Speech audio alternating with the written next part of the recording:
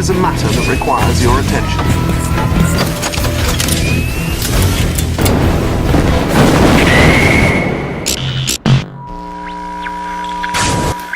Hey guys, welcome back, and this is part 2 of the Iron Man Neon Tech 6 scale figure. But before we go on, if you enjoyed my video, please subscribe. I do appreciate it. So let's go ahead and get this Iron Man unpacked, get all the padding out of it, and go ahead and check it out a little bit.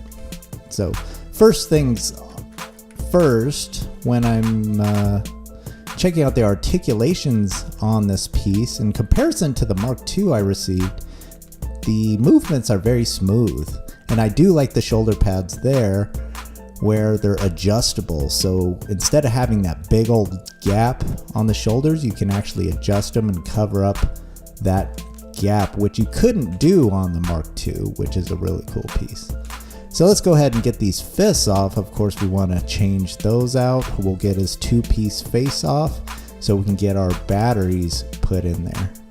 So just checking out the back, you can see he has pretty much the same back flaps that he had with the Mark II, except just a little bit of difference there. Of course, with the colors, it's not as obvious with the detail as the Mark II. So let's go ahead and get the back unscrewed so we can get those batteries in there so we could check out his reactor, his chest reactor. And of course, be careful on this part because you don't want to lose those batteries because they do pop out very easily. So if we can see our light is working, let's go ahead and turn that off, considering we have limited battery life with the stock batteries. As with the other Iron Mans, we take the cap off of his bicep there, got a little screw, and we're going to install our batteries on his arms so we can get our LED lights working. So let's go ahead and get his batteries into his arm so we can get those LEDs working. As you can see, the batteries do pop out fairly easy, and trust me, you don't want these falling into the carpet because you're going to have a tough time and you're going to spend a lot of time searching for that battery there. So let's go ahead and get his hands on. This particular one has a movable flap as well as the articulating fingers. What's cool about these hands is you can put them in a firing position. So you'll probably notice on this Iron Man, he has all of his parts and articulations are highly mobile. So you can move his hands into a firing position, and all his shoulders, wrists, elbows, and legs have a more flexible range of motion. So you could do a lot of poses and positions. So let's go ahead and get his wrist rocket on and get his shoulder rockets on. So these particular rockets just snap to the shoulders. So in the previous Iron Mans, I know the Mark II, the shoulder rockets actually come out of the flaps. So you actually open his shoulder flaps and the rockets are built in. They just kind of pop out of there. Well, let's go ahead and get his batteries in his head. I do like this design where you have the 2-piece. It's more accessible and you have more magnets, so you don't have to deal with his mask falling off.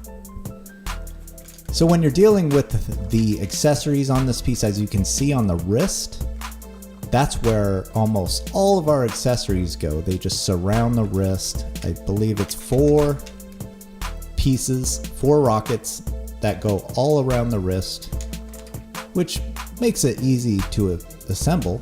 And it's pretty cool if you have them in a firing position. You have your repulsor and you have all his visible rockets just out there. So aside from the shoulder rockets, all the accessories on this go on his arms. You have his fists and his rockets, and that's pretty much it for that. So at this point, we need to get his left arm rockets on. As you can see, all the pieces, just stock pieces, just snap off, and it's a total of 4 pieces. So, and the rest of them, they just snap into place, 360, all over the wrist. Pretty cool. One thing I didn't mention was the shoulder pads. They actually are very mobile in this one, where you could actually cover up the spacing on the shoulder. So you could position them the way you want it. Okay, well, we got it all put together. Let's go ahead and take a look at this thing. And as you can see here, we got the Blacklight. Let's do a couple of pans here, a couple of shots. And as you can see with the Blacklight, it's pretty cool. And this is just a front-facing Blacklight. Now, in my opinion, this should have a separate stand. As you can see, the stock stand really sucks. I mean, I just have them propped on the stand just to keep them in a standing position. But that stand, you have to have them standing straight up in order to use it. And I wanted to put them in a action type pose. And another cool thing about this piece, look at those LED lights. They're nice and bright. Now, I don't know if it's because we have fresh batteries in there and these have more power in them, but I know in my Mark II, they are very faint. And also we do have the lights turned down a little bit. So let's go ahead and take a look at it from bottom to top. And the Blacklight makes this thing just stand out. Really cool looking. So I would suggest if you go online, they actually make some separate stands for this. They're large stands and they have a 360 or a Blacklights, I wouldn't say 360, but on the bottom and both sides of the piece. So it'd be a good display piece to have. And it would be nice if they actually included a Blacklight stand for this piece, because it's really needed, because without the Blacklight, it's not that showy like the other Iron Mans you may have, because it's minimal metallic in it. It's just black and blue pretty much. So we went ahead and turned on the lights here so you can see it with more lights. And as you can see his shoulder pads, I kind of have them, you know, in the wrong position there, but you can actually move that forward and back. And see, I still got a gap in that shoulder where you can actually adjust that. We got all his flaps out. We got them in display mode minus the stand. So one thing I forgot to mention is those stick lightsaber deals in the unboxing video. And those are actually tracers or lasers that come out of one of the sets of fists that you could plug in. And no, they're not lightsabers. They are actually rocket tracers. So they look a lot better with the Blacklight. I wouldn't even use them without the Blacklight because they're not too impressive to me. But then again, that's my opinion there. Well, before we conclude the video, we're going to have to talk about the stand. And in my opinion, you're going to have to buy a stand for this, because the stock stand that comes with it is not the strong point of this piece. So this is a stand with Blacklights by Johnny Iris. This is a Chinese piece. If you Google it, you can usually find it. It runs about $55 to $65 if I got my currency exchange correct.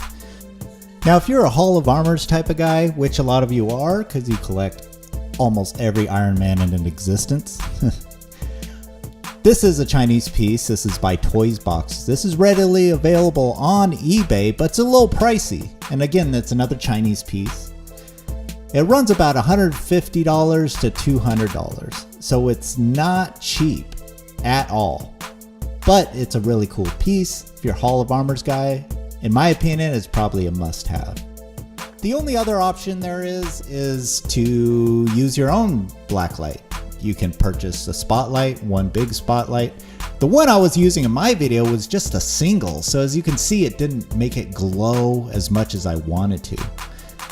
So what I'm going to do is use 2 of my spotlight sets and replace the bulbs with Blacklight LEDs. so I can get a better glow on it. I think more smaller blacklights are better than one big one.